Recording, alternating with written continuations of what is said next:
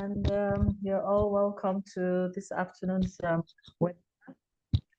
I hope you've all had a very good day and also a good public holiday and happy independence to all of us as Nigerian citizens.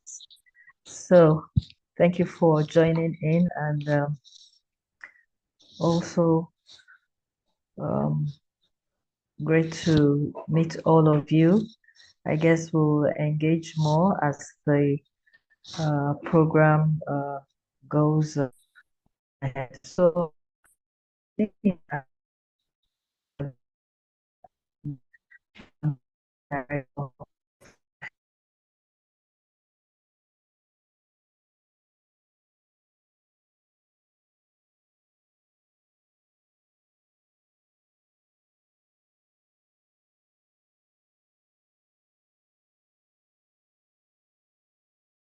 business and management, business development and management consultant and a fellow of the Institute of Management Consultants, and worked with tons of entrepreneurs, helping them to build their businesses.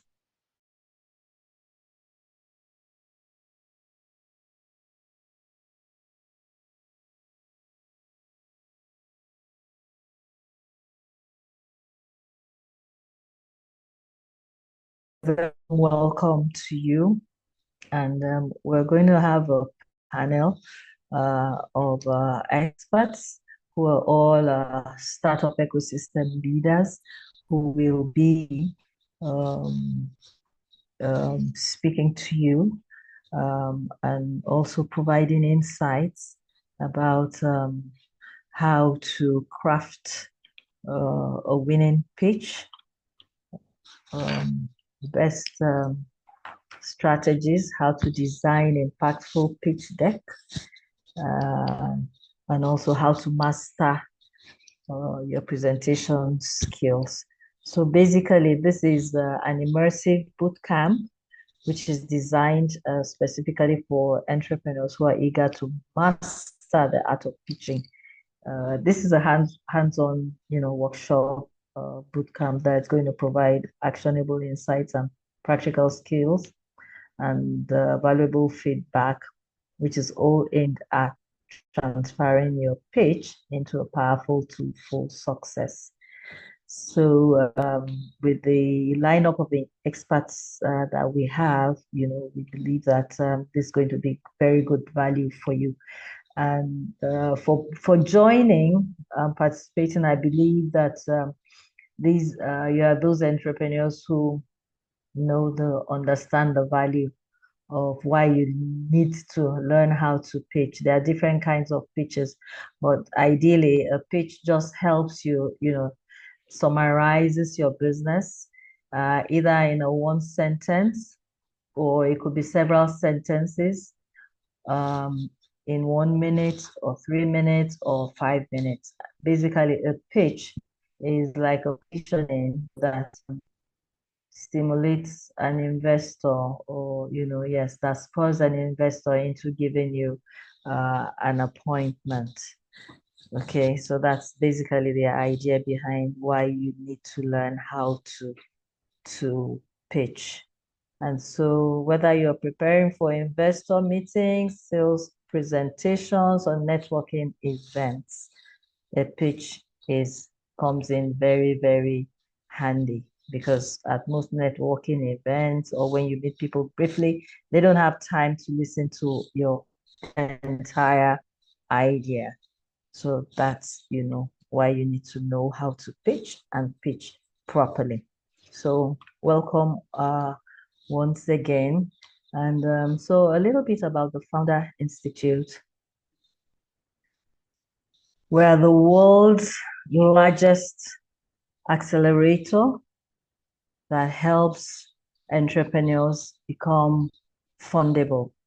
And since 2009, we have empowered over 7,000 entrepreneurs build sustainable businesses. And these entrepreneurs are spread across 100 cities where Founder Institute is found.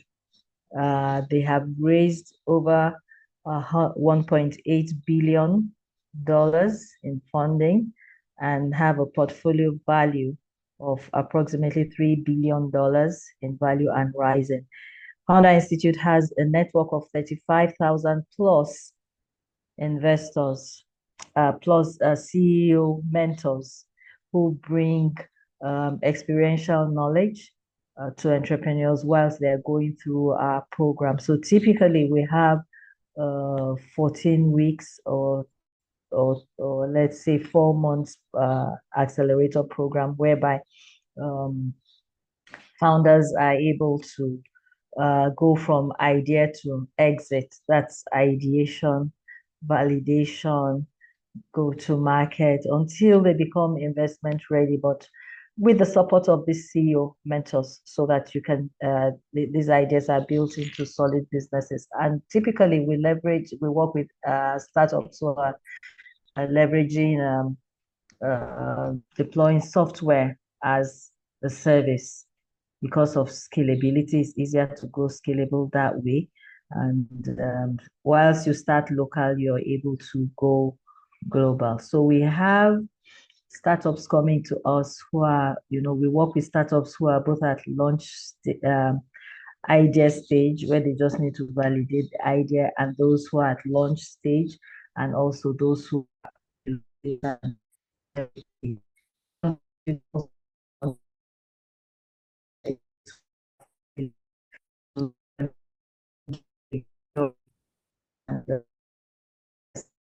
forward. So basically, that's who we are. We have Founder Institute in Abuja and also in Lagos here in Nigeria, and we have all together have close to about 200 plus alumni in our portfolio currently. So welcome once again. So we bring this program to you, our series in October, which are all pitchathons. And next week, so today, like I said, we're starting with a bootcamp, pitching basics. Next week, we're going to be, having hot seats where entrepreneurs who are focused on the creative sector will be pitching. And then the upper week, we're going to have entrepreneurs who have artificial intelligence ideas also pitching, and we'll have experts who will be providing feedback to them. So I do wish you an enjoyable time during this boot camp as you listen attentively, to experts and mentors. So I'll just quickly do like a short bio of the mentors that we have here today. We have Nadia Abana, who is a startup ecosystem leader.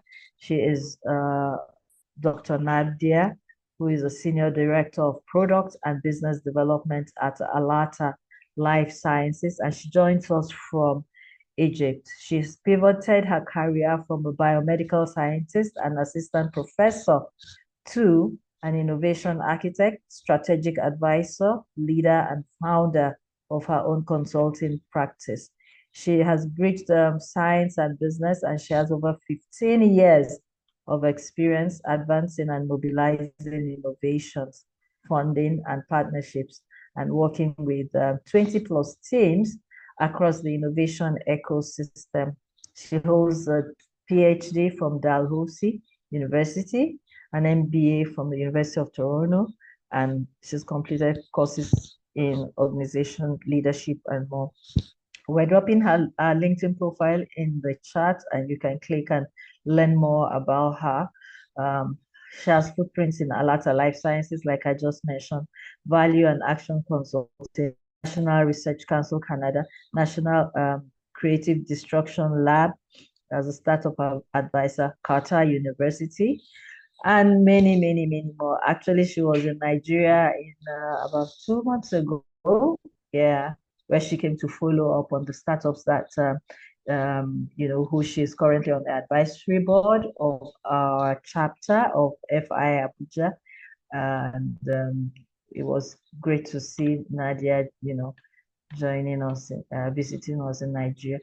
Also on the panel this evening is Ibu Akinde, who He's a startup coach and investor, and he loves to build and support startups by connecting people with capital and leveraging his varied background in technology and technology management. He offers startup founders a robust critique of the assumptions underpinning their ideas. So far, over 1,000 plus founders on 4 continents have shared the feedback that this combination of hands-on show me the ropes approach, contextual awareness, and brutal honesty from Idowu has been deployed. So he has footprints with Impact Hub Lagos, Bullion Capital as the managing partner, Triple Helix Nigeria as chairman in the Vision Finance Committee, Network Tech Stars, Loyal VC, VC for AIZ, and many more. His LinkedIn profile has also been shared in that box. Also, I believe is the co-founder of Source Incubation, Edwards award-winning and highly sought business coach, management consultant, digital expert, and tech evangelist. He's alumnus School for Startups in the UK. He's an alumnus of the School for Startups in the UK, a Google partner in digital skills for Africa. He's also an SME expert and guest on Business Morning Channels TV. He has served as consultant on the federal government You Win project, Presidential Amnesty Program, BOI, TEEP, VC for Africa Mentor, and many, many, many, many, many more. We're also sharing his link profile has also been shared. He's a 2016 CCE New York Global Scholars Awardee on platform and digital strategies. So experts will go and share, their knowledge on best practices when it comes to pitching. So do enjoy the rest of the session as I invite my colleague, Lisa Shegun, to go on with the rest of the program. Thank you and welcome everybody. Welcome mentors. Thanks. Thank you, Lydia. That was a great introduction of the panelists, and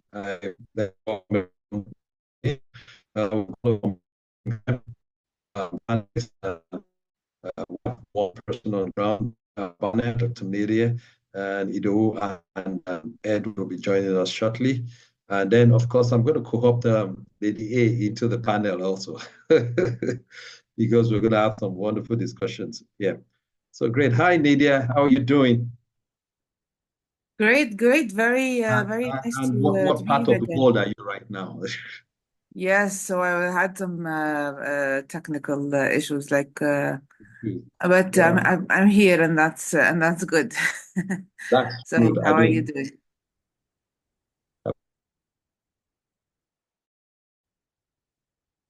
Hopefully, incredible about media. We'll take this route. I invite panelists in to have a 15, 20 minutes discussion on the subject matter on teaching, and then thereafter we'll take some questions. So while the discussion is going on, I want to encourage us. There's a button there that says Q. Have any questions for the panelists or for any one of us, just drop it, click on it, and drop your questions there. Thank you. So Nadia, it's over to you. Let's hear all about this meet called pitching. How do I go about it? What do I need to know? Should I talk too much? Should I talk too, little? What do I do? How do I get my way around pitching? So it's over to you, ma'am. Thank you very much. Thank you.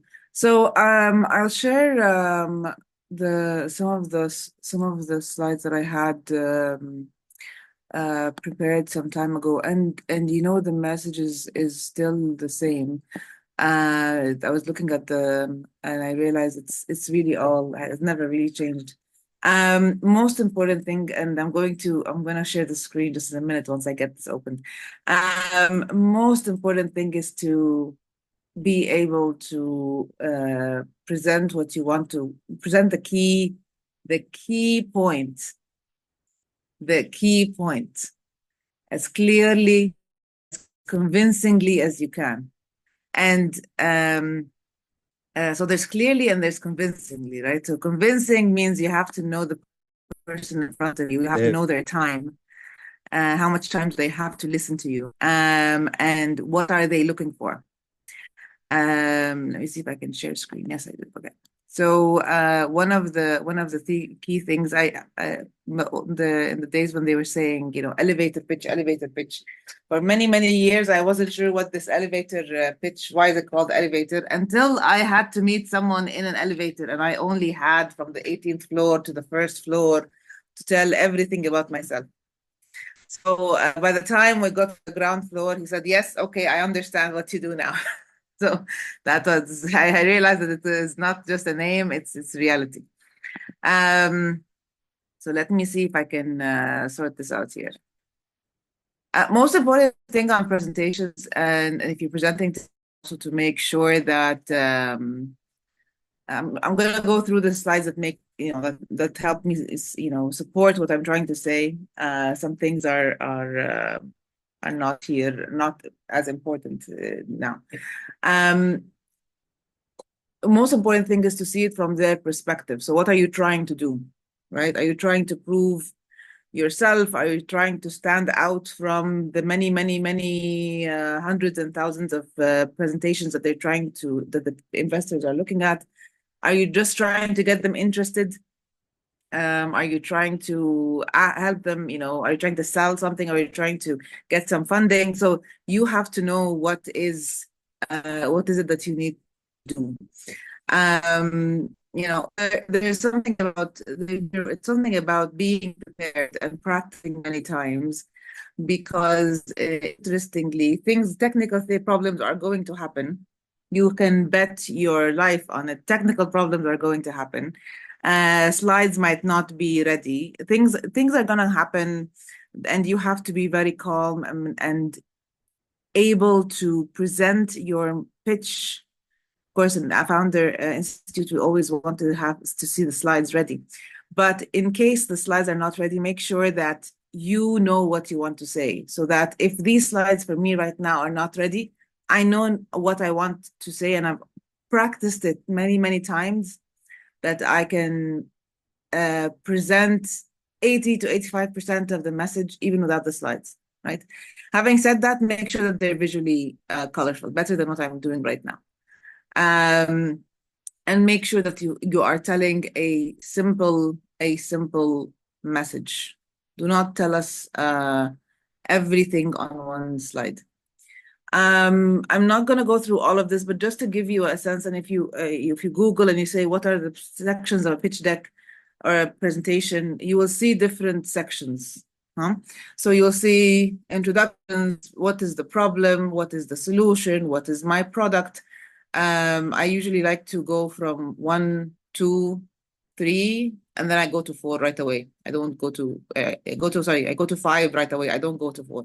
So you can shuffle the orders of these things. You don't have to go exactly by order, but these 10 components are critical. They have to be there. And investors or audience will look for different parts of this with different levels of importance. So they want to make sure that you know the problem that you're solving, and do not try to solve a huge problem that you cannot handle. So do not try to solve world peace or world hunger or climate change. To figure out what is the key specific problem that you are specifically solving. Okay, so it has to be very minor. I am helping startups right now have a better presentation, and I hope to achieve this by the end of this session or this year. And if that happens, right? The solution. I'm doing this by this. What are you actually trying to do? And then, do you have the product, or are you preparing? Are you still thinking about the product, right? Or have you made a demo already? So tell us, where is the status of your product? Do not, and here you have to be be honest, super honest, because people are usually very careful. So do not tell people that you have a product when you still are in the development stage, right? Be very clear on that one. There may be only a couple of points that I'm going to elaborate on, and that would be the market size and the traction. I think those are the two that I'm going to elaborate on, so I'll leave it a little bit further. A little bit for later.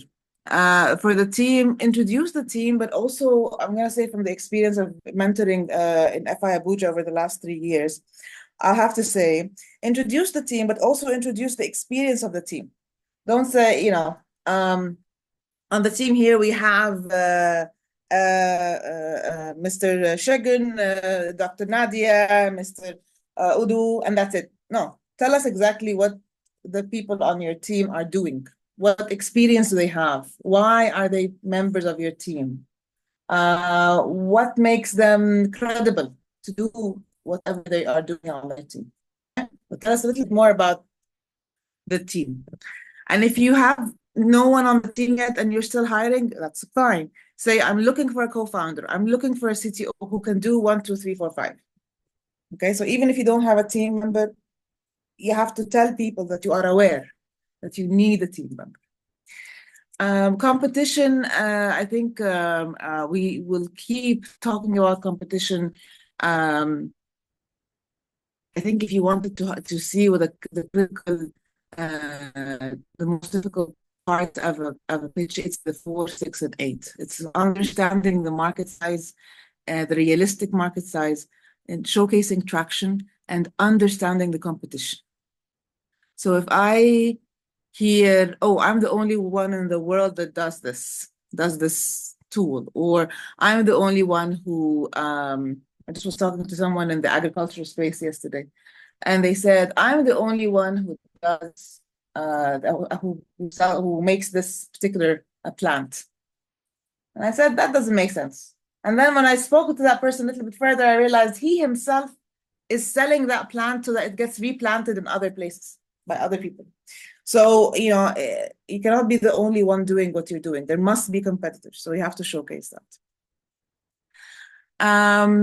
In terms of, I'm going to, like I say, there are some elements that I'm going to move very quickly because there are others that I want to showcase. Most important thing when you talk is to showcase what are your superpowers, what have you done so far. So throughout those 12 points, I go back to the 12 actions. Throughout is you're trying to create the credibility, or not create is the bad word. You're trying to showcase why you have credibility to solve this problem. So you're trying to showcase that you understand the problem very well, that you have thought of the ideal best fit solution, that you have a clear understanding of what is the market, you have a clear understanding of traction. We will talk about traction in a minute, and you have a clear understanding of competition. So even if you don't have the money right now and you're trying to find money, look at number 10. I know exactly where I'm going to use the money. I know exactly that I need a front-end developer, I need a UX UI developer, I need a back end. I know exactly how much this is going to cost. Okay, so the more you actually understand what you are doing, and you study it and you showcase that, people will understand very quickly from you that you are the best in doing it, in solving for that particular problem. You want to showcase what is your superpower, what have you done so far, and what makes you the best. So you really should tell them, I understand this problem really, really well. Okay. One thing I'm going to pause and look at specifically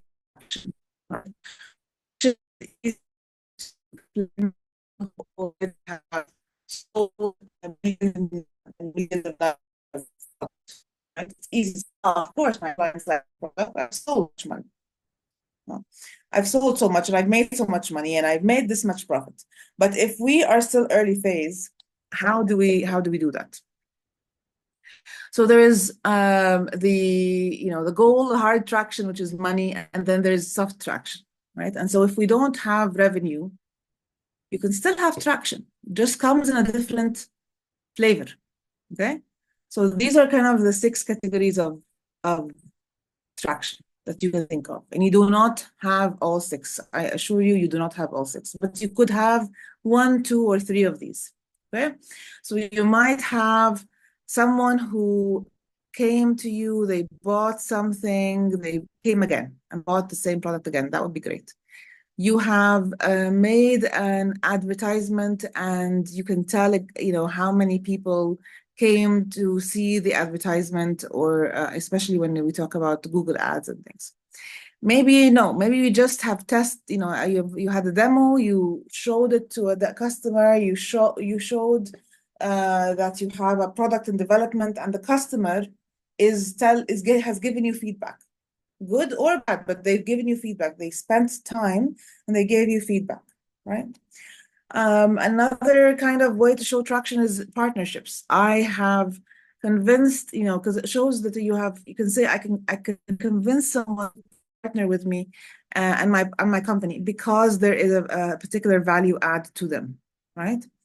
Of course, pilot studies, any pre-orders, people will ask, like, have you had, if you spoke to 100 potential clients, have you had someone say, I'm ready to order this, I'm ready to buy this from you once it's on, kind of pre-order or kind of LOI that is real interest. Do not put LOIs as in, your friends and family writing you letters of interest. It will be clear from the minute you say it, how genuine those LOIs are. And of course, positive news. So if you have graduated from an incubator, if you have joined an incubator, if you have made it into a competition, if you made a particular round, that's all very helpful to showcase. I'm trying to get this out of the way. Yeah, maybe not. The other important thing here is there's a ladder of proof, and I'm pretty sure if you Google NFX, just Google NFX and then ladder of proof, and the word traction, probably you'll see this image. It's not a secret.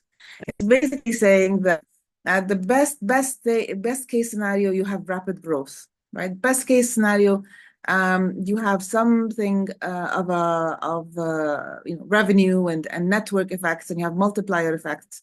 But then if you do, what other things can you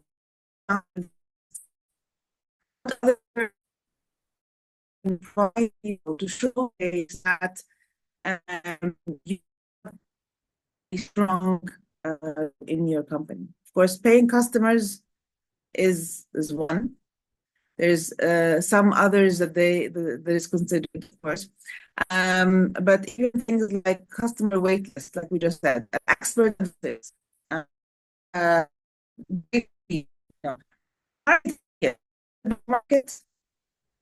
market is just the beginning of it. Doesn't mean anything to people. When you say I have to $5 billion, it doesn't mean anything, because there's a lot of people who are all trying to reach this $5 million worth of a market. Is that a great team, a good idea, customer wait list, active users, paying customers, of course. The items in red are the ones that they consider like super important. So you'll see this online. It is no secret. And I think when we talk about the big market, I want to also just have people and say, do not use market estimations from. I wish I had this. I wish I had this on a slide. do not put any sort of, I'm going to stop sharing here and just talk about what I think on this. For market sizing, do not use numbers that you get from the internet. What you need to do is, and that is, you ask yourself, how many users do I have? So instead of calculating it from think about it as how can I reach those exact people? If I'm selling bicycles, how many bicycles do we have in Abuja? Let's say I'm right now in Abuja and I'm making bicycles. How many bicycles do we have in Abuja? How many new bicycles are being sold in Abuja? I don't know the number, but I can estimate based on population, right? I can estimate that in all of Nigeria with the 220 million people, not everyone needs a bicycle a year. But I can estimate the age groups that use bicycles. I can estimate the new bicycles that need to be bought. I start to estimate the cost of the price of that bicycle. I start to look at the market from a realistic point of view. And so when I say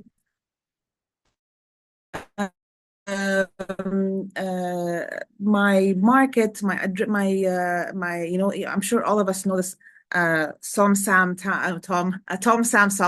all that. Most important thing is to make sure that you have the smallest circle out of all these three is the number of, is a realistic calculation that you have based on the number of users that, let's say, that have that are buying bicycles every year and that are buying bicycles over the 5 years. You can say within the 5 years, I'm going to cover all of the market in all of Nigeria. Wait a minute, that's not realistic.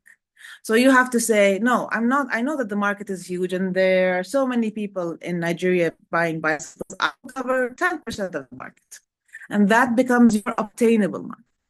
Right? So you start to say, yes, I have a big market to address to consider in Nigeria, but I'm going to obtain maybe 10% of that, right? So it has to be your own calculation based on your own understanding of the market. I'm gonna close here because I know my colleagues are going to elaborate on this. I know they're experts in the matter, and I just wanted to highlight those 2 points specifically because I've seen this over and over again with the pitch presentations, and I look forward to hearing and seeing all of you pitch very soon. Thank you, Sheikh and Ajum. Thank you very much, Dr. Nadia. It's great seeing you. Okay. Edward, hi, how are you doing? Awesome, thank you. Great. Good day, everybody. Hello, Dr. Nadia. That was a beautiful presentation. Thank you for setting the tone. Can you hear me, please?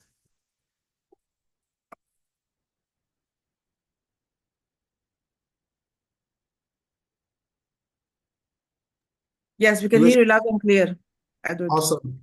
Hello, Yeah. Thank you. Okay, so Shegun, what's up? I'm doing great. Awesome. Let's hear from you now. Awesome, So, thank you. And good day, everybody. Depending on where you are joining from, I'm right here in Lagos, Nigeria. It's a sunny afternoon, and it's all good. Thank you so much, Doctor. That was a beautiful presentation. I was taking notes, picking a few things from your presentation. Thank you so much, fighting for having us. One part, I'm also an entrepreneur, right? The other part, I'm an expert, I'm a consultant. My business is about 14 years old this year. We do a couple of things. Now that Dr. Nadia has talked about pitching process and all the structure of the deck, what we do, so do I know she has a great presentation. I'm on this sorry. She's been so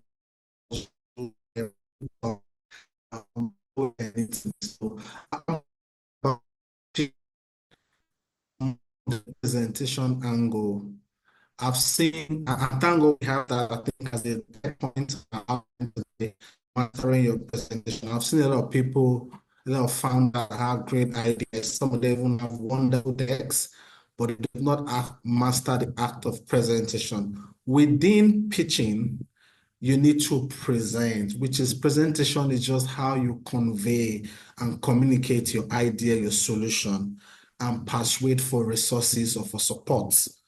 Communication, presentation is how you convey your idea, your solutions, your products, and you persuade for resources. Notice that I'm not mentioning money or funding because the resource conversation is bigger than the money conversation. Money is part of the resource you need, but pitching can help you mobilize.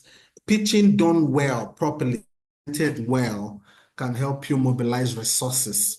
So we pitch for different things. You can pitch for a co-founder, right? Many years ago at Techstars Startup Weekend, how many years ago, we speak for 3 days and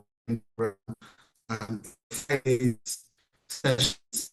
That was co-founders pitch for talent. You can pitch for mentorship. You can pitch for a supply, right? Some people need funding, but you don't really need money. What you need is to innovate in your supply chain.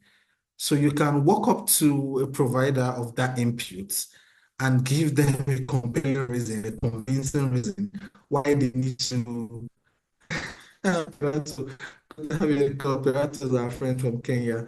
Thanks, glad you could join. You can have them give them reasons why they can give you. They call it sales on.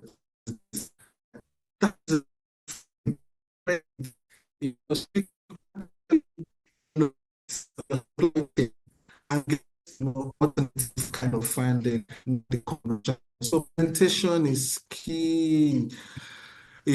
Yesterday, October 1st, we were busy, so we were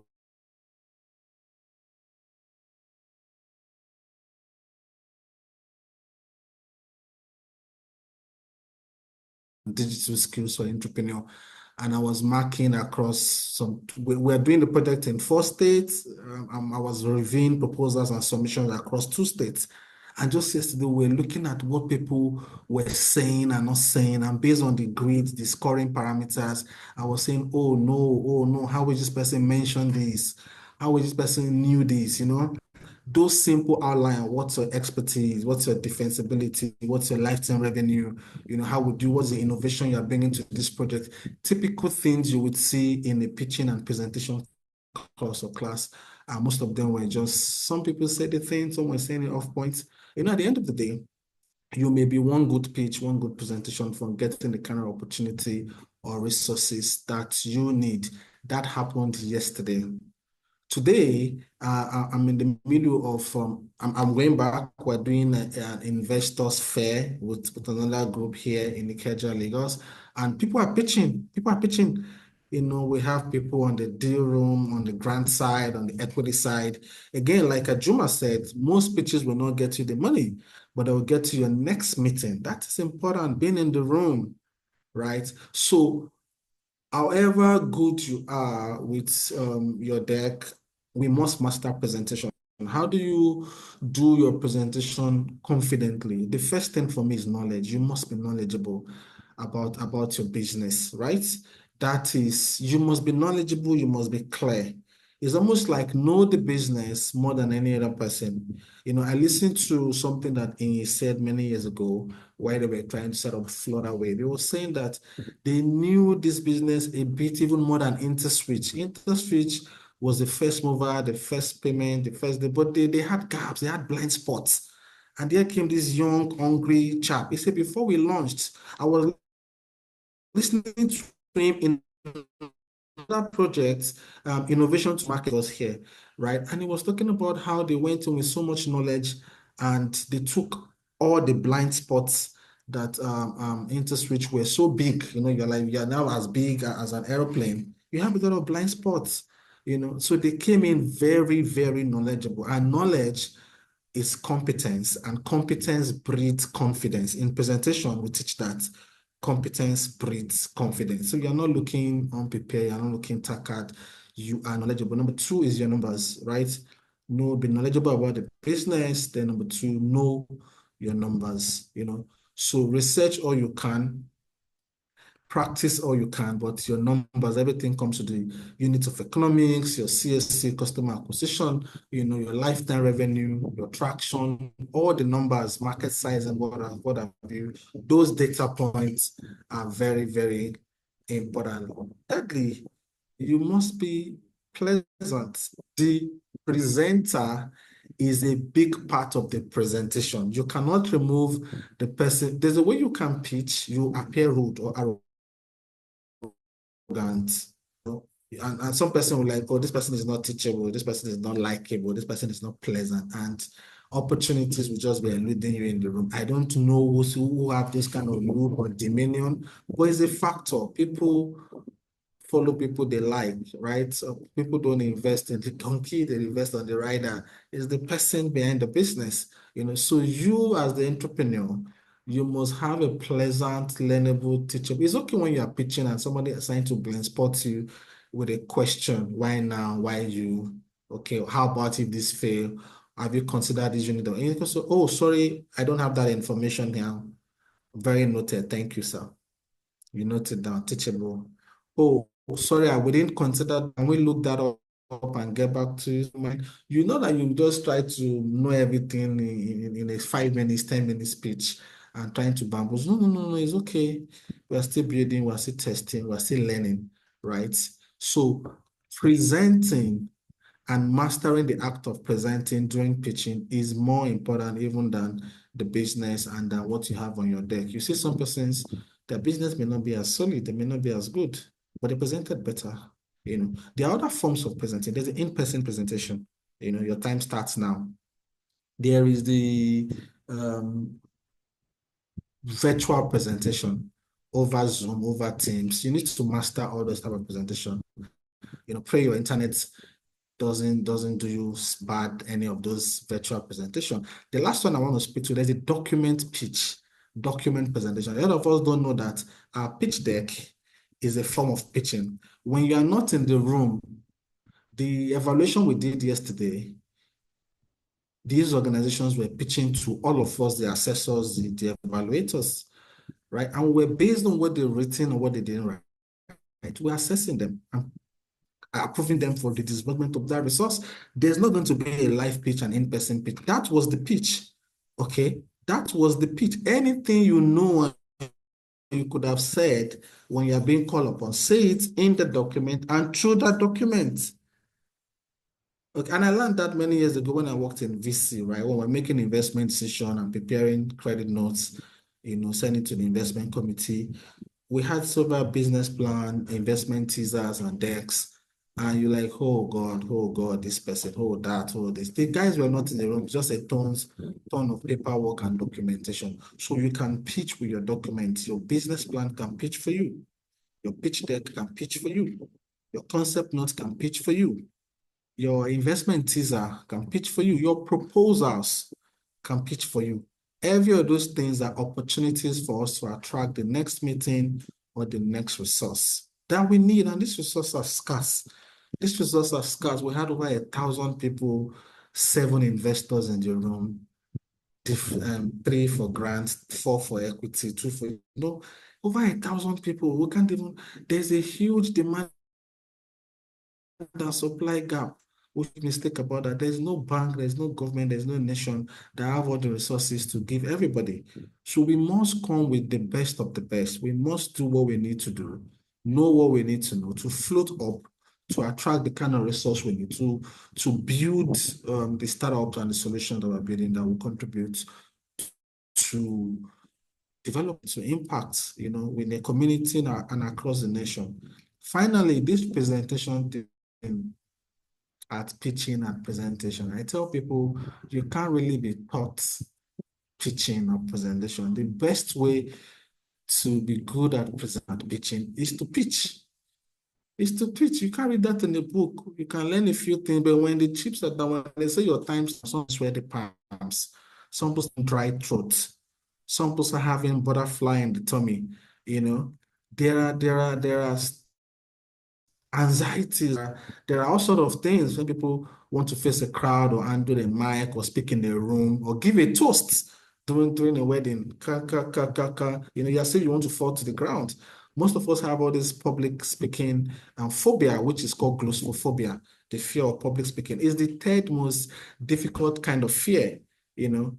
So we need to master all these performance anxieties by practicing. The second way to improve your presentation and pitching is feedback. Somebody must watch you in action, your friend, your spouse, your kids. Feedback is the food of champions, is an ingredient for improvement. We must get feedback. How did I do? What can I do better? High-performing people, footballers, Messi, Ronaldo, apart from even playing for a big club, most of them employ individual coaches. It's not that the coach can play like Ronaldo. It's not that they can dribble like Messi, but just for feedback. Ogbeni, sorry, I'm looking at that. Sheba. The coach is outside. You are inside. You can't see yourself 360 degrees. Feedback. Then finally, to get better at the presentation thing is by doing. You will never learn pitching and presentation if you're not a doer. There's a lot of knowledge once you hit the road. There's a popular quote in business plan that makes me laugh when we're teaching business plan writing. It's a quote by Michael Tyson, sorry, I don't know, TYSO, and you guys know that guy. It was everybody have a plan until you are being hit by a punch. Everybody has a good plan. Yeah, that's the quote. Everybody have a good plan until you are being hit in the face. He was talking about his fight with Orlando Vanderfield of Holyfield, where he beat the guy, he bites the guy for a year. They're like, oh, Benny, what happened? Now you've been practicing for this world belt and all those issues. Why are you now biting somebody here now? The guy said, imagine the guy punched my face. I forgot all my 2 jab, 3 jab, up, down, 1, 2, and that is how business is. All this, sometimes once we hit the road, the market gives you new information, new dynamics. Fuel has gone up, inflation, interest rate, NPR, dollars, whatever, volatility, shocks, policies, market frictions, all those things. So the point where you are pitching and the point where you are going into a raising period, 2 months, 3 months, your market fundamentals has moved. Your customers, there's so many things. So it's not so much about what you have in the plan. It's so much about how you can quickly replan, adjust, and take new information, new learning, build that grit, build agility, be flexible, and keep learning, keep improving, So at the end of the day, you find out that you will become better in presentation and pitching, with or without your slide, because you are already the business. You are doing the business, you know the business, you know the numbers. And you've taken lessons. You can talk your business. You can talk your numbers. You've been there, put on the ground, putting in the shift, putting in the hours. There's nothing that beats learning from doing. Knowledge by itself is never enough. The goal of knowledge is to do. If all you do is to learn to know, then you and Google. God bless you. And this full degree, like all you do is that there are too many people that know. But there are few people that do. The learning from doing supersedes just way learning. So as we do businesses and as we fight for opportunities that are scarce, resources that are never enough, we can get better with pitching, with presentation, attract resources, attract partners, attract opportunities, attract funding, and help us scale our business. And teach this also to a lot of people to differentiate as we go so much. I don't know if this was too quick or it was too short, but we are still here. Dr. Nadia, my friend here, Ido, is with Impact Hub now. Maybe he's super busy. Maybe he can still. I don't know if he's on the call, but we are still here. If there are questions, we'll gladly take them. Thank you, everyone. Good afternoon. Thank you so much, Edward. Ido is unavoidably absent, but we'll still keep his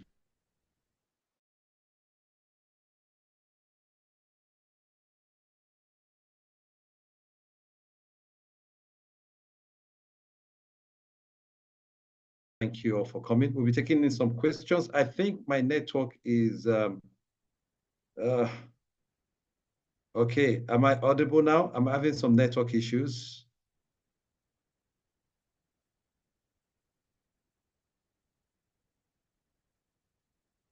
Okay. Hello, Ken. Okay. I can hear you. I can hear you. Okay, It's you can hear better me. now. My network was bouncing back and forth. And this is one thing you don't want to have when you're pitching. A technology issue. Okay, so we'll go on straight to the question and answer session. And greetings from everybody. I see the FI, the global brand, we're bringing in all sorts from everywhere.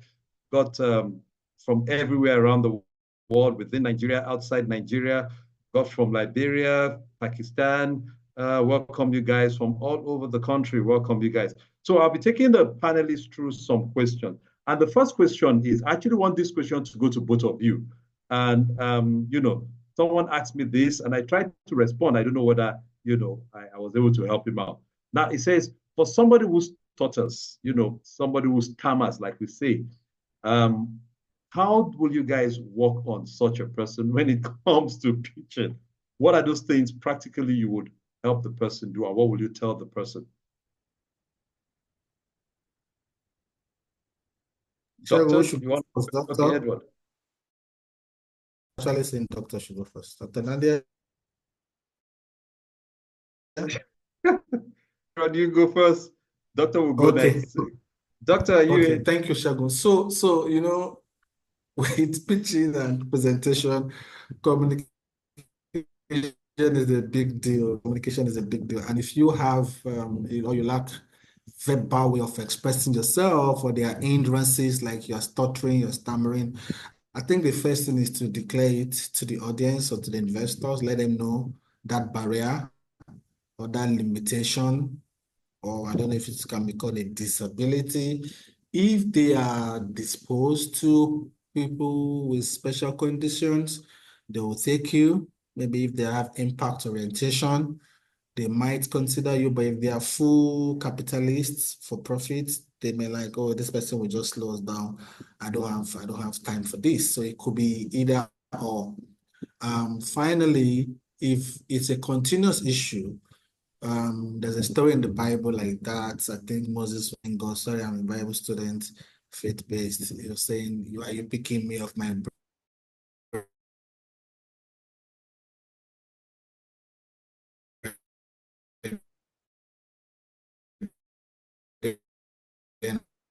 and or your school aid, somebody helping you. So I can say, I'm still trained, this person cannot speak, but he or she will tell me, I will say it or something. It could give a little more time or extra resources, but like I said, it depends on the orientation and the interest of the group you want to speak to. If they are a bit patient, they are not for profit or capitalist oriented, I think they would have special consideration. Sincerely, I've not had any such case. I'm so sorry if my answer is not sufficient. That's great. That's Thank great. you, Doctor. Doctor, what would you advise? How would you manage such people?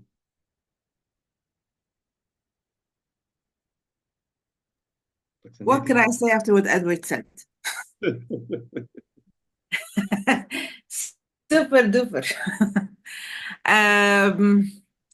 It's always challenging. These situations are always challenging. You have to know that pitching is a challenge. Even people who have pitched all of their lives, when they start a new project or they start a new company, it's a challenge, right? You have to just go through it. You cannot I don't know. You cannot assume that it's going to be an easy path, and there's no way. It's not like a Panadol. Like take a painkiller, you'll go fine. You know, you just have to go through it. I mean, I'm with Edward in everything he said, but and I want to be cautious of time so I don't end up taking all of the answers. But there are people. Everyone will tell you stories and stories about what pitching has done, their pitching journey. Right, Edward? Like, right? It's a journey, man. Everyone gets better with time. And you know what? My worst, I always say my worst, and I want to say pitching is a very general word. It applies to investor pitches, sale pitches. Yeah. Like Edward was mentioning, if you want to buy, find a not only a buyer, but like as a client, but also someone who would buy your idea and become a founder or a co-founder or a team player or someone, you know. It is tough, and the worst interviews I had, I call them interviews. The worst conversations I had are the best conversations because then I learn from the feedback that comes back. So it's there's nothing to be said after what Edward said, my friend. But this is just some general highlights on Doctor, you go first now. All right. Yeah. Thank you, Doctor. Let me remain with Doctor for this next question because I've heard that talk a lot about storytelling. Storytelling. Are there storytelling techniques that this founders can use memorable? What kind of storytelling techniques would you? Story, you have to define the story, and the story, and that's something that I have with office hours. I really when someone comes through the virtual office hour doors and asks for the pitch review, I ask them back, what is your story? What were you doing before the company? Why are you doing this company? You know, what is your why? Of course, we all want to make money. You leave that aside. You know, yes, we have bills to pay, so we're making a company. But there must be a reason why you have started to go through that path to solve that particular problem. That you're motivated for that direction. So you know, that is the first thing I use in building a story. The second thing I use is what do I bring to the table? Me, not just me physically, but me and my team. And what am I bringing? I am bringing I'm a specialist. I bring local knowledge. I bring industry. I've known this industry inside out because I used to work in this industry before. Or at the other end, you know, I'm a user of this industry, and that's why I know all about it, and I've seen it from I was a client, and that's what's so special about me that I'm bringing forward. So if people see why are you doing it and what are you bringing to the table, and then you say, third point is history. What have you done so far? I've achieved 1, 2, 3, 4, 5. Okay. And people start to say, okay, there's something here. There's a why, there is a what, what are you bringing to the table?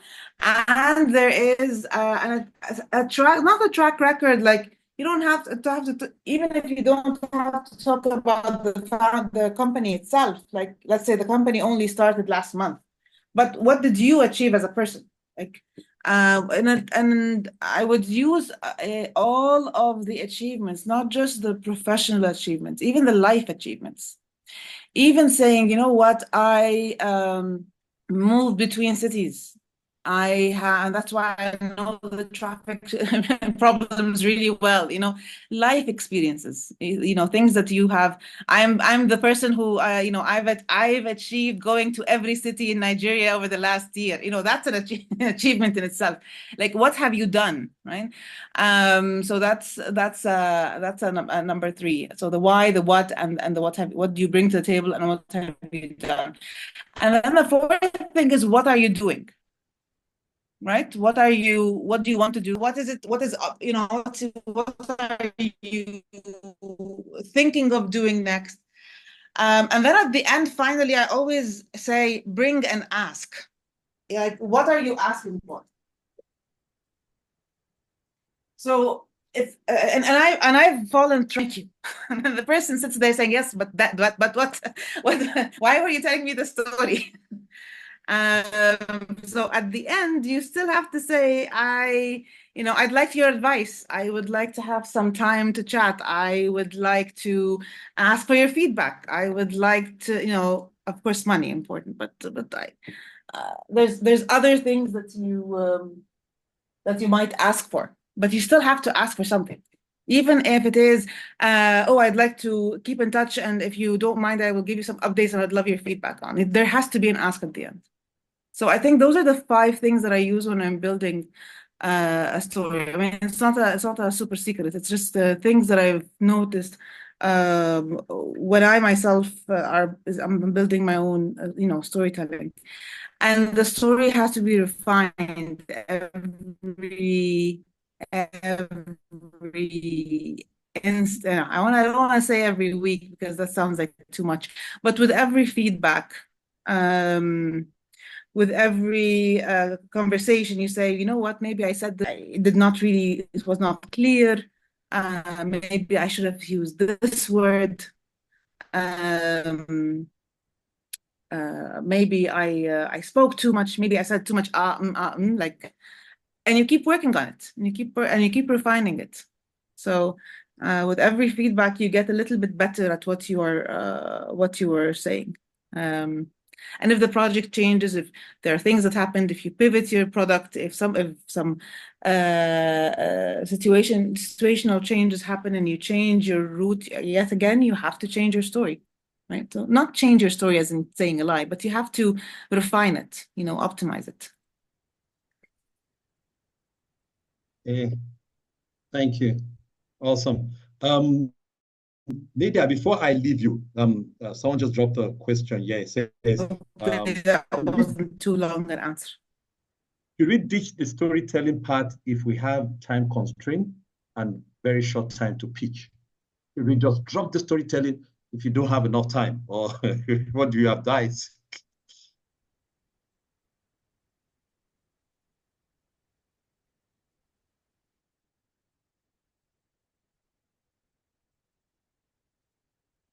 So storytelling is part of pitching. I can say in 30 seconds, good morning, everyone. I'm serving the African continent, supporting African ecosystems, building partnerships, right? I didn't say my full story, but I told you in 15 seconds or less what I'm trying to do here, right? And I told you a little bit of, my back. I was in a diaspora for so long that I want to give back. I don't have to tell you exactly my PhD, my MBA, the car I drive. It's not important, but I can throw storytelling into the pitch, and it will take literally 1 sentence to say, the reason why I care about healthcare. I mean, the reason why this is a healthcare company, let's say, and I say, the reason why this is so important to me is, of course, a personal story with my elderly mother or elderly grandmother who did not get medicine early enough for her to get treatment. And then you mention the problem, right? So it's 1 statement per slide, and it showcases the storytelling. That's kind of it. I know that the Shagun is offline now, but hopefully we can still wondering if we can see the questions. Shagun has gone offline. Wow. Okay. Okay, so I'll just continue. Yeah. So there's a question here that says, for a business that uses raw products with other entrepreneurs, but have different finished products, how do you bring them in as competitors in the business if you didn't know of a similar finished product line as a competitor? I'm not sure this is an appropriate question for this year. I don't even understand the question. I'm sorry. Yeah. So, okay, so we'll take questions on pitching, please. So if you have questions, please, you can do that by show of Let me just hands. add to what Dr. Nadia said on the timing based on what Simon asked. Your flow. And like Dr. Nadia said, your story is a big part of your pitch. Okay. And that story is built essentially around your why. Now, what most people don't know how to do, they don't know how to have different versions of their story. Most of us entrepreneurs have just one script, one line. And that's not how to pitch. That is not how to go about your story. Just putting her on the spot, she was able to create. So you must have the short version, the medium version, maybe even the long version. If time is on your side, I tell people any pitch that is more than 10 minutes is a meeting. Is a meeting. What are you saying for 10 minutes? Who listens to a 10-minute pitch? Okay, most pitches are 135, 1 minute, 5 minutes. Okay, and let me give this example. If you know Nigeria, everybody, I'm sorry. You want to meet a governor of a state, they give you an appointment for 2 o'clock. You are pitching for a project, a contract, a presentation, anything. You go into the governor's lobby by 2. That's no. If you have a meeting with the governor, you can't even come by 2. You show up by 1 or 1:30. Do you think that the governor, His Excellency, will see you by 2 o'clock? Most of us wait 2 hours, 3 hours, 5 hours. Sorry, hold on. The governor will be with you shortly. Hold on. Your 2 o'clock become 5 o'clock. Now you say they're supposed to give you 30 minutes session with the governor. They say, sir, because time is really gone, can you do it in 15 minutes now, sir? Oh, sorry. They'll come back again. Protocol will come and say, oh, sir, please, can you do it in 5 minutes now? I'm so sorry. It's 6 p.m. The governor is on his way out now. And you do it in 2 minutes. You came with a 30 minutes conversation. It's 6:30. Now you have to do it in 2 minutes. Do you still going to make your presentation on pitch or not? So every presentation have the must to know, nice to know, and good to know. You scrape off all the other things that are not important, and you come with your little version of your story and fit in everything and still do what you have to do in 2 minutes or less. And the governor said, oh, nice, this is nice. Speak with my commissioner, speak with my SSA. I think it's something we can do. That is it. How did you compress your 10-minute session into a 2 minutes and you still got a favorable consideration? That is how to adapt, and vary your presentation and pitching and storytelling. It is very, very important. I just thought to mention that. Thank you.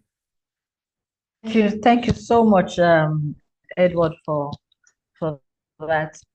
Very, very key to be able to quickly make the necessary adjustments, ready to pitch for 1 minute, or 3 minutes, or 5 minutes, or 10 minutes, depending on the circumstance, or situation that you find yourself in.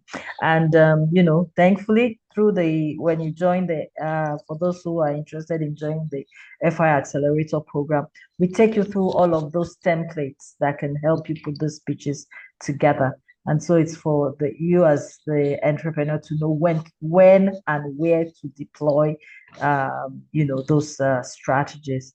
So still on Q&A, I won't leave you to go, Edward. So let's, what level, so what level of detail do you expect in financial projections during a pitch?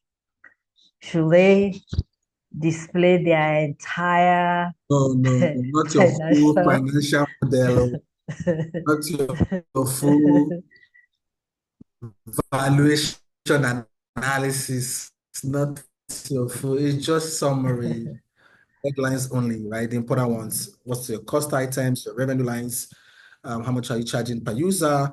If you want to do like a 1-year projection, everything is summaries and headline only. Again, don't forget what we said. The pitching is like a teaser into a bigger conversation. Going into the bigger conversation, we can even have disclosures. We can have all the disclosures once on the agreements and non-disclosure, everything that needs to be signed. If you want yourself to be protected, and you need to give somebody, if it's an equity investment, you want to give somebody access to your data room.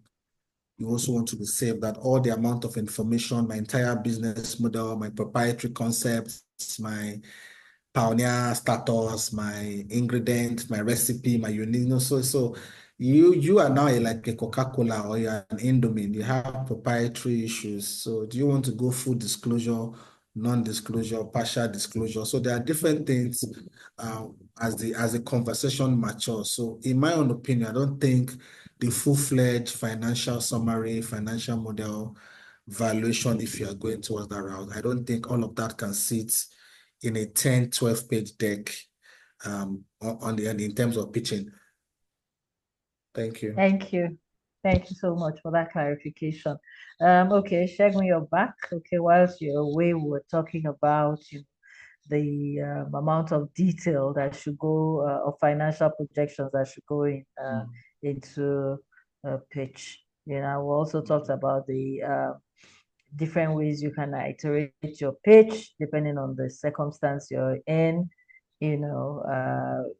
I liked the example that Edward made about you giving an appointment to a governor and you walk in there with a 30-minute presentation, and then you're there from like 2 o'clock till 5 o'clock, and then the essay comes up here that the governor has just very limited time. He's about to leave, and you have to crash your 30-minute presentation into a 2-minute pitch. What do you do?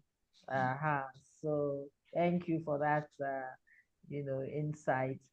Okay, so we're still to talk about traction and also common mistakes. And I think you can maybe Nadia, you can talk, take it all from there. Okay, thank you so much.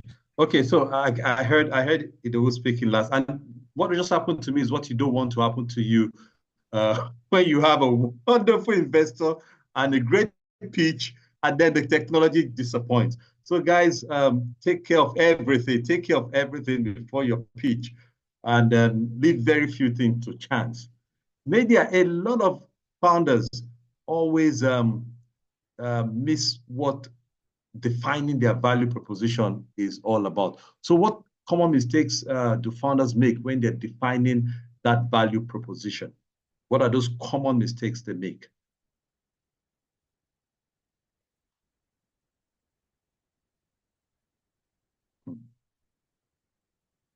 Wow. I hope Nadia isn't having some technology challenge over there. It looks like so, right?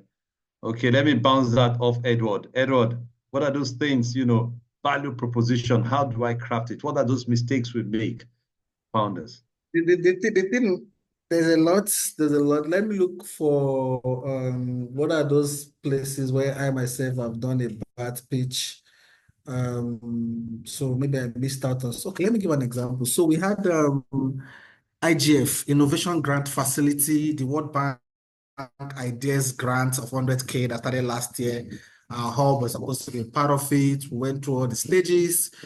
We did the concept notes. We passed. That was a pitch. I knew it was a pitch. I put in a good concept note. We went to the interview. It was an online pitch. I did the pitch with my team. We passed. It was a consortium application, right? No one person can apply for that grant. Started last year, they disbursed this year. Quite a number of our colleagues within the ISN ecosystem are already implementing. Then they now came for physical assessment. I think that was where we missed out on the final reason, So I felt that we were overconfident. And that was really painful because sincerely I needed that 100K to start project this year. That's about 160 million if you're a Nigerian, right? So I thought we were overconfident, and it really pained me as somebody that has been doing pitching. So being overconfident. So they asked, and because it was a World Bank project, I was not paying attention to safeguards. So they're asking about social safeguard, environmental safeguards, all this. I was hearing that word for the first time in my life. So I missed it though. It paid me to my blood. So I think that overconfidence for me, that's from a personal experience, and it's very recent. The project started a month or 2 months ago. This was already implementing, and we got to the final stage, and we missed out. In terms of listening to people pitch, Nadia mentioned it. Is lack of awareness. That for me, that's like the biggest. I'm the only one doing this. There's nobody that is doing it like me. Are you sure? Do you know? Somebody pitched today where we're coming from, soft drop. He said they are doing, DHL cannot do same-day delivery. They are the only person that can do same-day delivery in the world. I'm like, what this guy is saying? What level of, is it ignorance? Is it arrogance? Is it overconfidence? Have you started? No. Do you have an MVP yet? No. What are you saying? Pre-rev, you're seeing an idea, you're blowing all this kind of grammar, and you're the only person that can do same day delivery, same day, anywhere in the world, same day. Do you know what you're saying? Do you have any competition? No. How do you want to go ahead with? So the level of, even when we do, and this is just my last point is wrong, even when we do financial projection, financial forecast, it's so easy from an Excel sheet for you to see your startup make 100 million naira the first 1 year. You know those projections. And that financial projection will grow year on year. It's always growing year on year. I'd never seen anybody do year 1 to year 2 to year 3, and there's a small decline. We are people of faith. We trust God for everything. And the truth is that it's not always like that.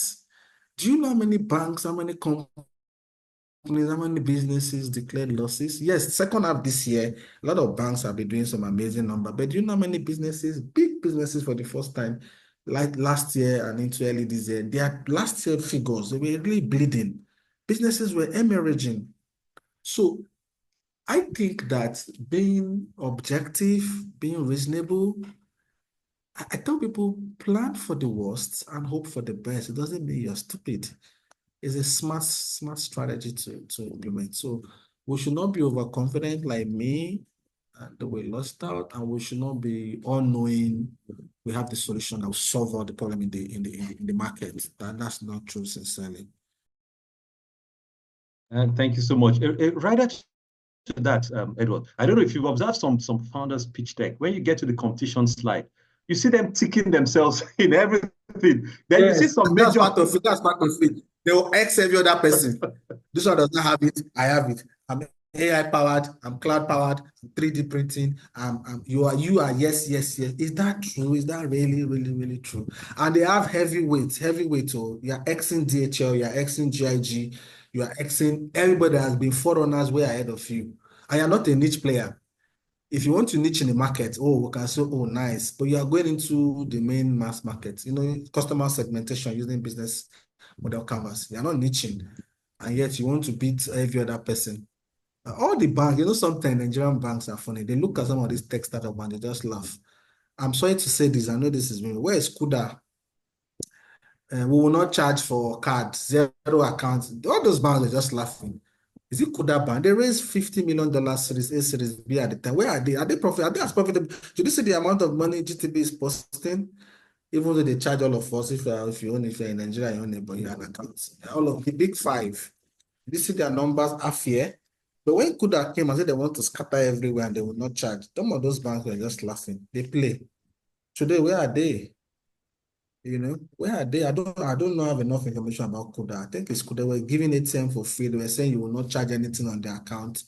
All of those things. Is that really a sustainable business model? Or you just want to be innovative?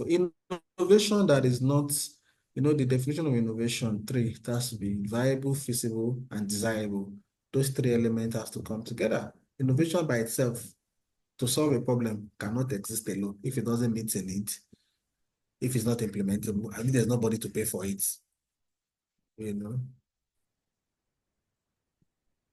Thank you. Yeah, I want to pick up so on the competition piece. Yes, I really please want to do. pick up on the competition piece. Yes. I have something to say. Competition.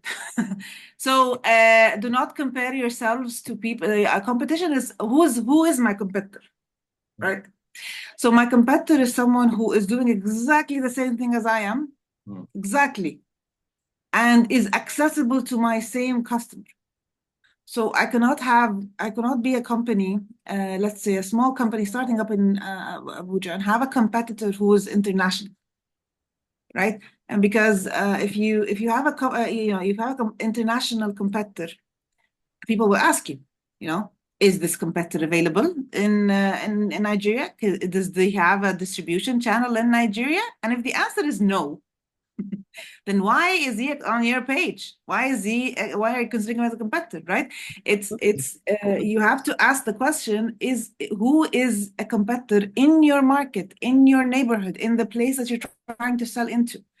And then features, product features, I fine, if you want to say this has this has, I don't have it, whatever, fine. But tell me why are you going to convince someone to pay? I will not change my iPhone for an Android because Android has better features, honestly. I won't. You have to use the features that will change a customer's perspective and decision and make them switch to buy your product and not the competitor's product. So it might be features that are related to the cost, features that are related to how quickly it can get there, features that are related to I am from Abuja, so I know exactly the Abuja ecosystem. I know the families and what they need, and I can speak to them in their own language. Versus my competitor who's coming in from a different side of the country and is not speaking. I can reach my customers better. So think about it really, really well. Think about it, because the better you think about the competitors, the better you will convince the customers to actually buy your product. Yeah. The other thing is also be open that you may, in fact, I was trying to do this when I was talking to startups in my last visit, and I'll continue to say it everywhere I go. Think, is it really a competitor, or could I collaborate with that person, that entity? So if they have features, and this is how I explain this, if the competitors are already established in the market and they have features 1, 2, 3, 4, 5, and I have features 1, 2, 3, 4, 5, 6 until 7, 8, I have more features. But guess what? They have better distribution than I have. They have already the clients. I still don't, right? Is it worth fighting and competing with them to take away their customers and compete and take away their market share?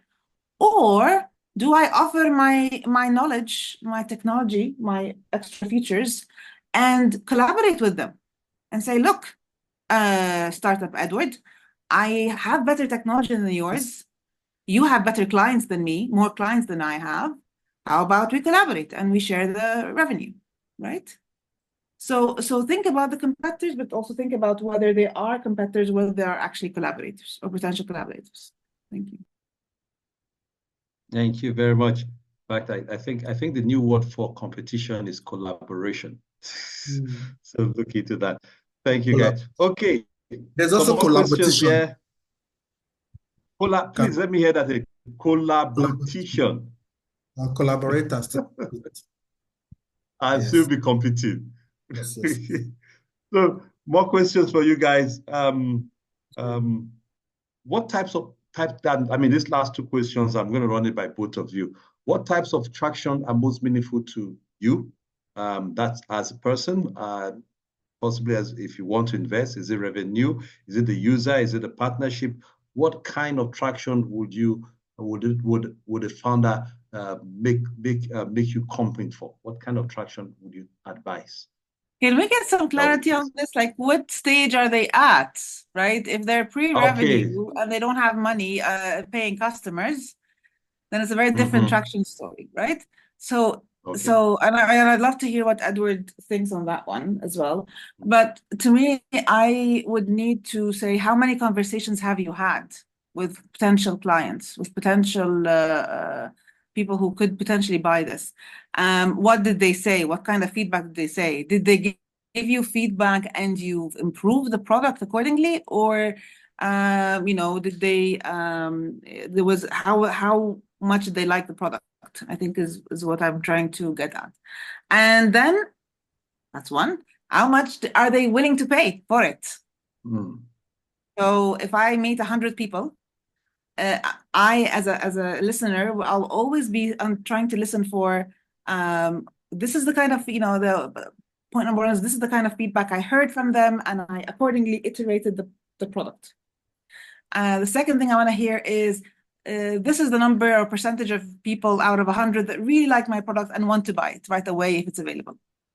And then the third piece of information I want to hear is, oh, they're willing to pay 1,000 nairas every month for it. Or they're probably willing to pay something between 200 and 500 nairas a month for it, or 500 nairas a year for it. Like, you have to understand what is their willingness to pay.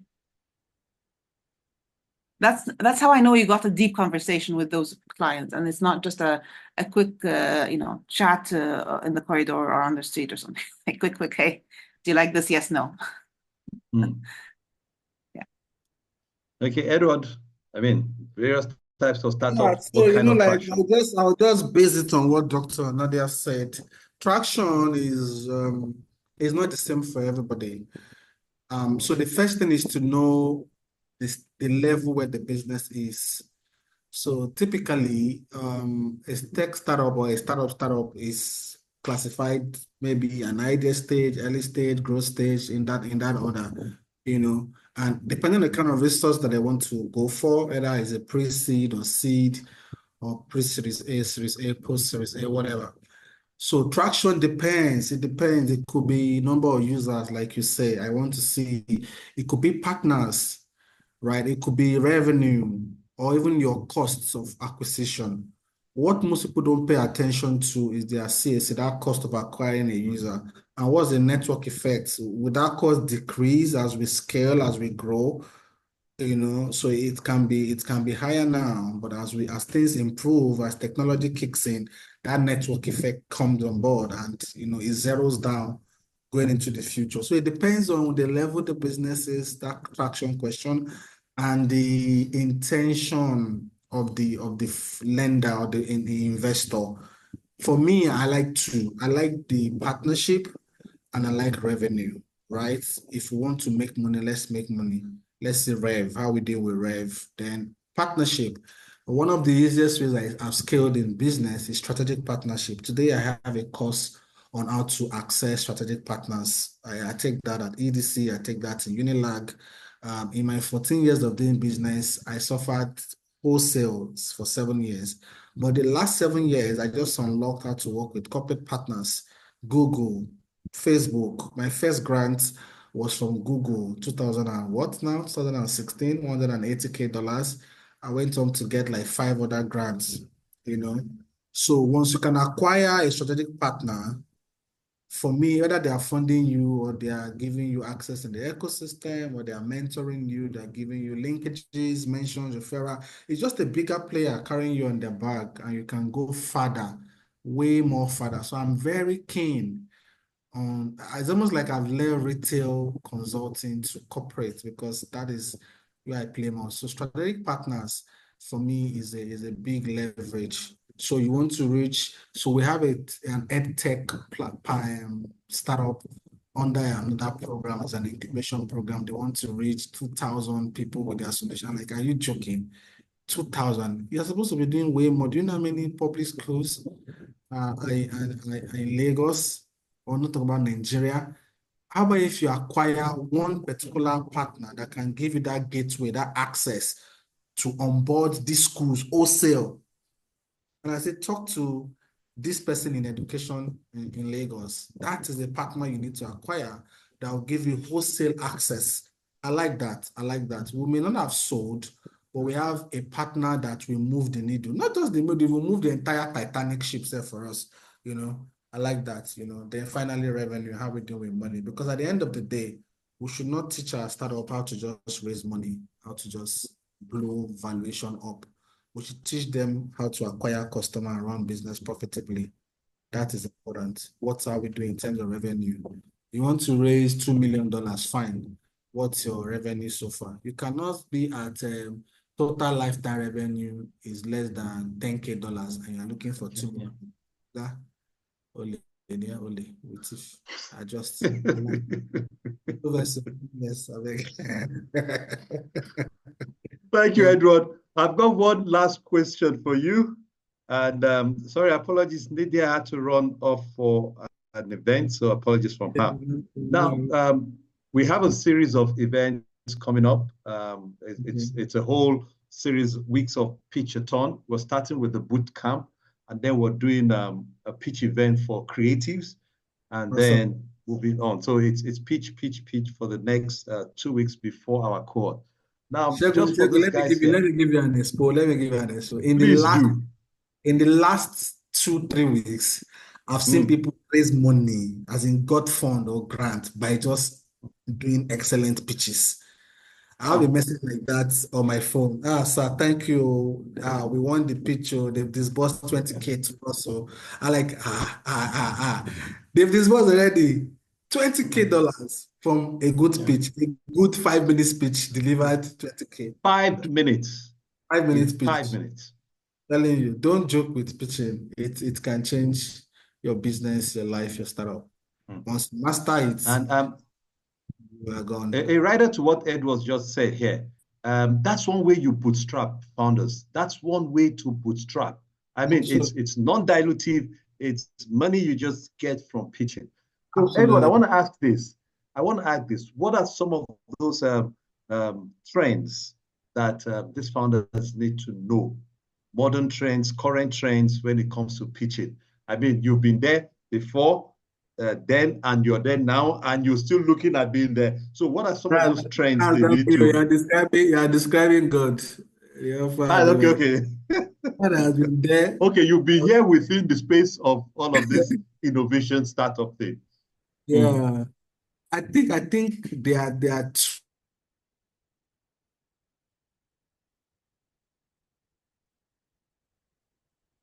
He froze there.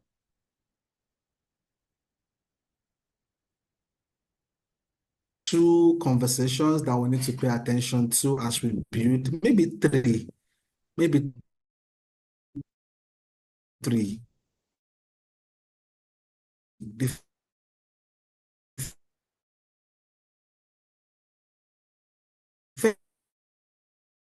first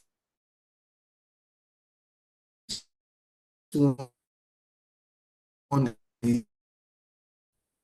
is AI. AI is big, it's going to be very big, it's going to impact a lot of things. I don't know much about it. I'm also a robot. The big of people are fighting, they are decisions are moving from one place to another, so that's like the global way and to follow. So for me, I subscribe to DevX. Since I could not go to New York, I followed all the conversation and like the new direction. So most of the things that I'm speaking from was just some of the summary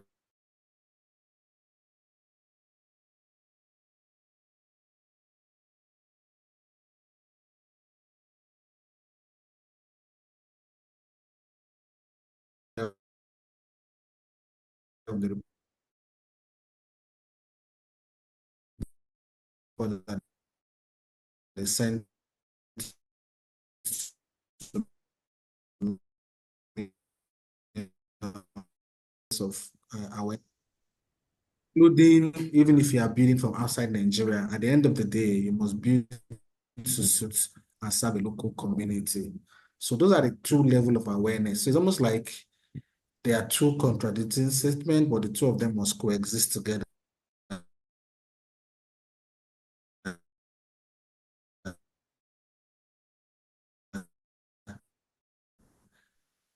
Global awareness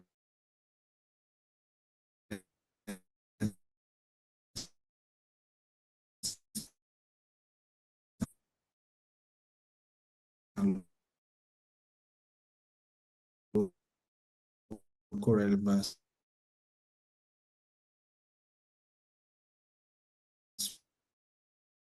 So we can't see people going electric for in the pain point. I'm not, So that's global perspective and locally tuned into. Those are the trends to monitor and follow.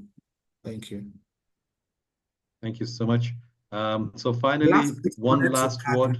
was the policy side. So Okay. as to Yeah. global, you look at the local, you look at the policy, you look at the macro environment, because it's like the story of the fish in the aquarium. Environment can limit you, environment can enable you, and can also limit you.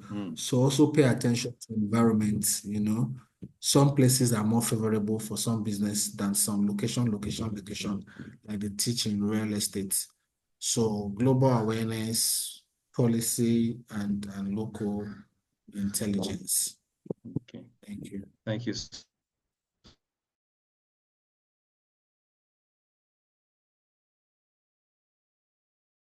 So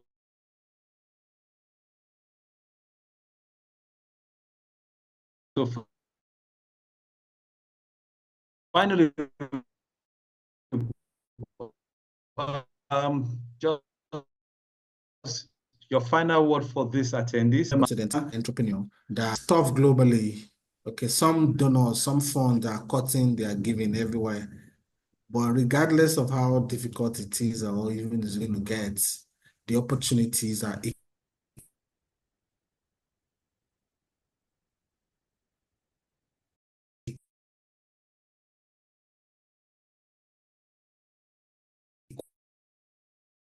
equally as big.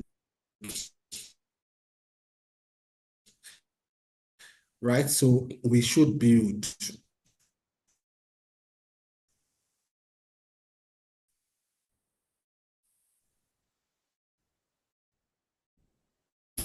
And build tenacity too. As you build tenacity. As you build tenacity, whatever I plus God for another 40, also solve this problem, whether in Nigeria, whether on the continent or globally. Everybody do according to what their capacity and vision can carry. That's my encouragement. It's not the time to complain or to cave in. It's the time to look for and realign and follow the new opportunities. There are opportunities, however tough, however dark it is. Some persons will put on their candles. Maybe we can sell them matches. Price, even when it's done. Thank you. Thank you so much. Thank you so much, Edward. Thank you. Nydia had to leave. Nydia, it's over to you now.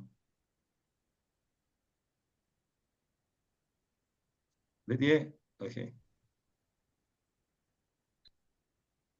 It's been a great session, and I trust we all, we've had fun and enjoyed ourselves. Nydia, it's over to you. All right. Thank you so much, Edward, for very, very enriching contribution.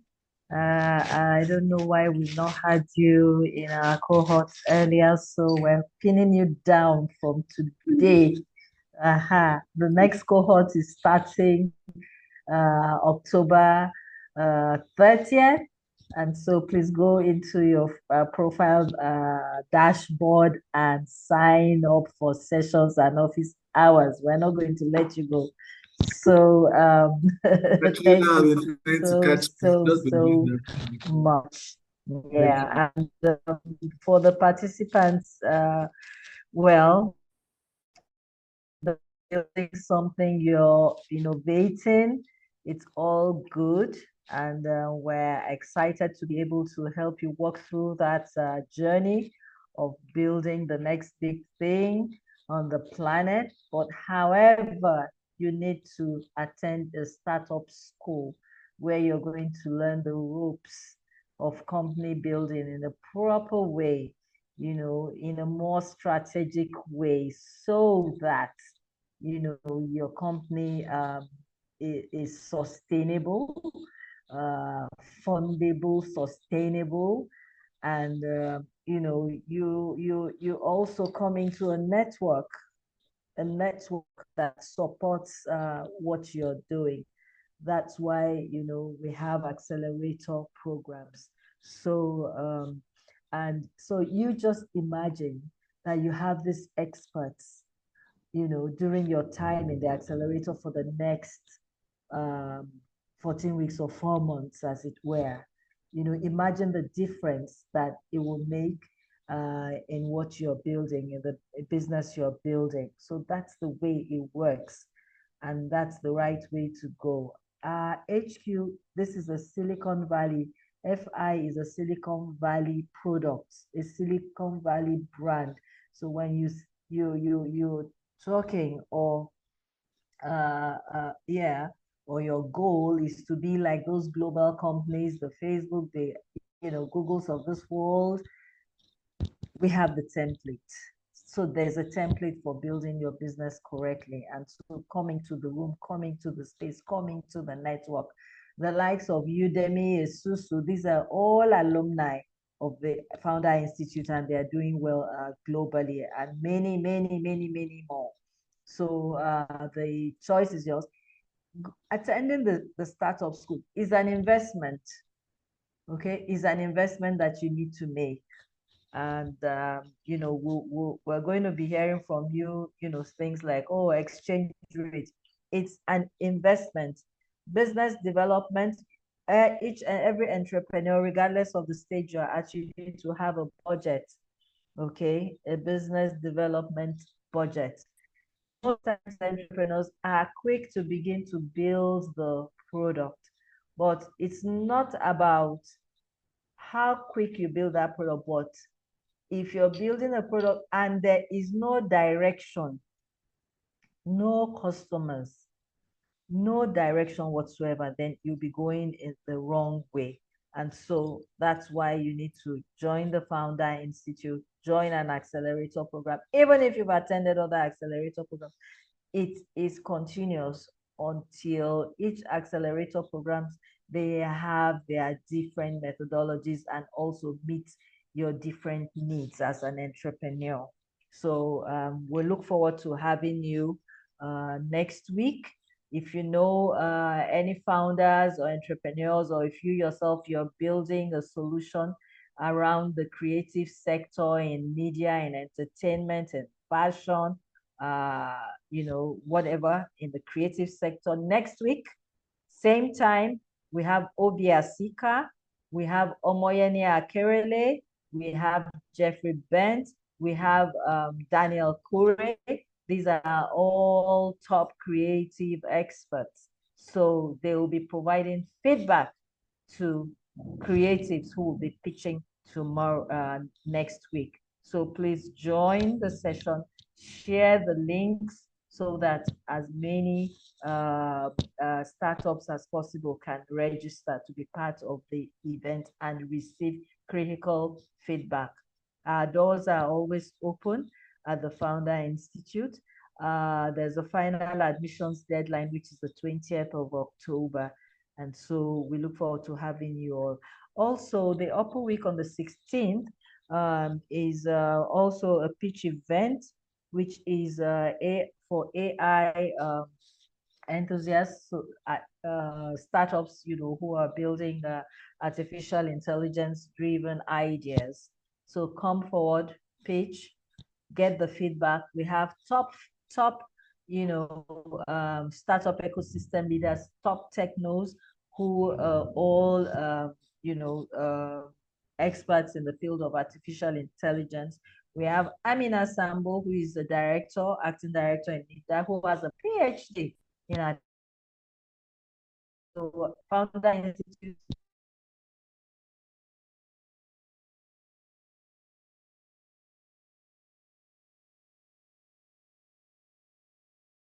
Also be part of the next this next upcoming event.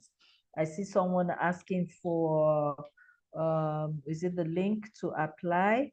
Yes, our program is virtual, so we have founders joining us from any part of the world to join the accelerator, and our mentors also come from different parts of the world. So we're though local but global at the same time. So I trust that you have all had a pleasant afternoon listening on best practices on how to pitch. And we look forward to having you next week, and do have a good time, either at work or your businesses for the rest of the day. Thanks for joining us. Thank you, mentors. Thank you, Nadia. Thank you. Okay, the who wasn't here. Thank you, Edward, so much. We're very, very grateful. And thank you, team, FIA, Shegun, and Abigail behind the screen. Thank you so much for this afternoon session. We're grateful. And happy independence once again. And God bless Nigeria. Thank you. Bye, everyone. Bye-bye.